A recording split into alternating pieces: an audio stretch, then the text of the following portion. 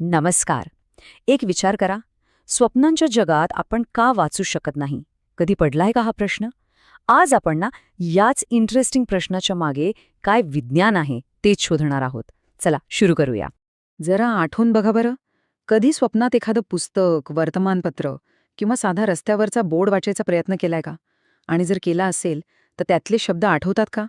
शक्यता तर नाहीच आहे. कारण कसं आहे, स्वप्नातले शब्द एकतर असे धुसर दिसतात किंवा सतत बदलत राहतात. आपल्याला वाटतं की अरे, आपलीच मेमरी कमी पडली, पण खरं कारण ते काहीतरी भलतंच आहे.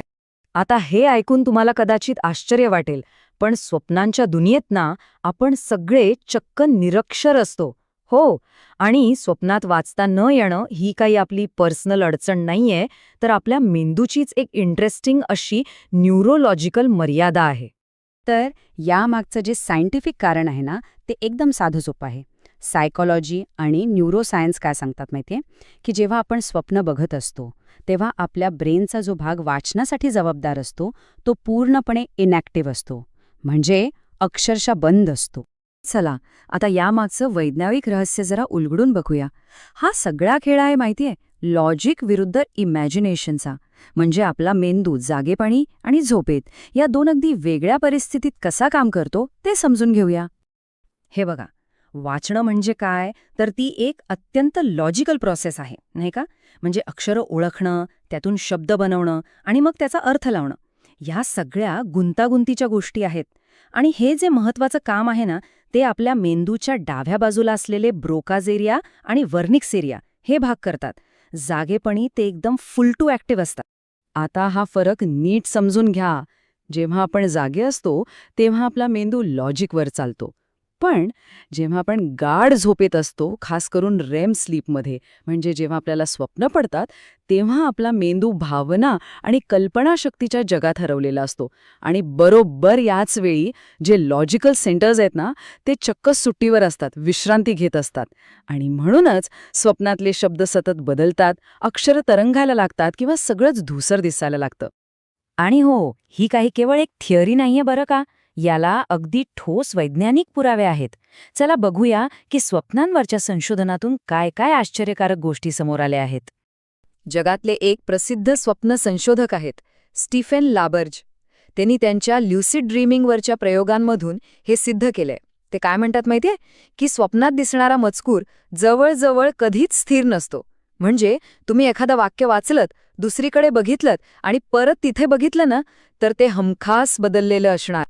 आणि हा आकडा बघा, तब्बल 99%.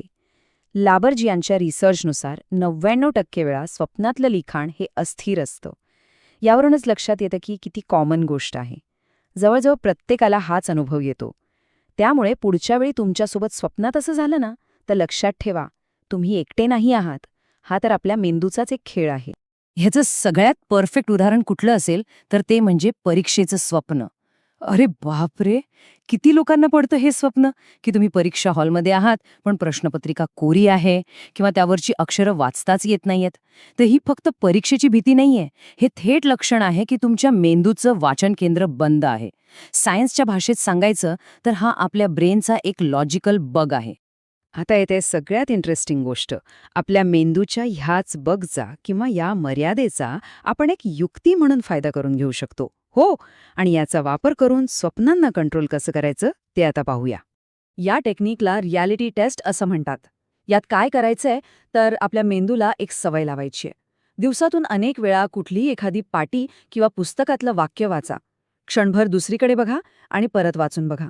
ते बदललेलं नाहीये ना हे कन्फर्म करा.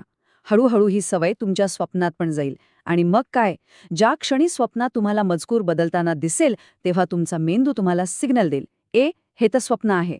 आणि बस त्याच क्षणी तुम्ही तुमचं स्वप्न कंट्रोल करू शकता. आणि फक्त शब्दच नाहीत, स्वप्नात वेळ बघणं सुद्धा खूप अवघड असतं. जर तुम्ही कधी स्वप्नात डिजिटल घड्याळ बघितलं ना, तर त्याचे आकडे कधीच स्थिर नसतात. ही सुद्धा एक जबरदस्त ओळख खूण आहे की तुम्ही स्वप्नात आहात. तर मग या सगळ्या चर्चेचा निष्कर्ष काय काढायचा? एकदम सोप्या भाषेत सांगायचं तर स्वप्नांची जी दुनिया आहे ना, ती आपल्या लॉजिकच्या खूप खूप पलीकडची आहे. आपला मेंदू कितीही पॉवरफुल असला तरी स्वप्नांच्या दुनियेत त्याला वाचता येत नाही. का? कारण तिथे लॉजिकचे नाही तर फक्त आणि फक्त मॅजिकचं म्हणजे आपल्या कल्पनाशक्तीचं राज्य चालतं. म्हणूनच पुढच्या वेळी जेव्हा तुमच्या स्वप्नात अक्षरं नाचायला लागतील किंवा शब्द गायब होतील ना, तेव्हा घाबरू नका. उलट त्याचा आनंद घ्या. स्वतःला आठवण करून द्या की तुम्ही लॉजिकच्या जगात नाहीत, तर तुमच्या स्वतःच्या अद्भुत स्वप्ननगरीत आहात. तर हे होते मनाचे खेळ. या विषयाबद्दल किंवा मनाच्या अशाच इतर खेळांबद्दल तुम्हाला अजून काही माहिती हवी असेल तर तुम्ही मानसतज्ञ डॉक्टर अजित पाटील यांच्याशी नक्कीच संपर्क साधू शकता. त्यांचा संपर्क क्रमांक तुम्हाला स्क्रीनवर दिसेलच. पुन्हा भेटूया अशाच एका इंटरेस्टिंग विषयासोबत. धन्यवाद. मनाचे खेळ, परिस फाउंडेशन.